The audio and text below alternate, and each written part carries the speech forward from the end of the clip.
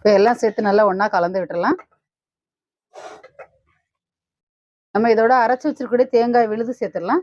தேங்காய் விழுது இப்போ குழம்புக்கு தேவையான அளவுக்கு ஒரு 2 டம்ளர் தண்ணி சேர்த்துடலாம். தேவையான அளவுக்கு உப்பு போட்டுடலாம். நம்ம மொச்சையில் ஏற்கனவே உப்பு போட்டிருக்கிறேன். நான் இன்னும் ஒரு 3/4 ஸ்பூன் உப்பு போட்டிருக்கேன். இப்போ எல்லாம் சேர்த்து நல்லா ஒன்றா கலந்து விட்டாச்சு. நல்லா கொதிக்கட்டும் குழம்பு. கொதிச்சு ஓரளவு கெட்டியாகட்டும். குழம்பு நல்லா கொதிக்க ஆரம்பிச்சிருச்சு. நல்லா கொதிச்சு கெட்டியாகட்டும். அதே மாதிரி இந்த கத்திரிக்காயும் வந்து நல்லா வேகணும்.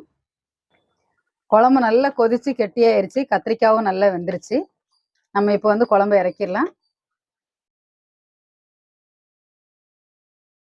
சூப்பரான கத்திரிக்காய் மொச்சக்கொட்டை குழம்பு ரெடி ஆயிடுச்சு. இப்போ நம்ம மொச்சை குழம்பு எப்படி இருக்குன்னு சாப்பிட்டு பார்த்துடலாம்.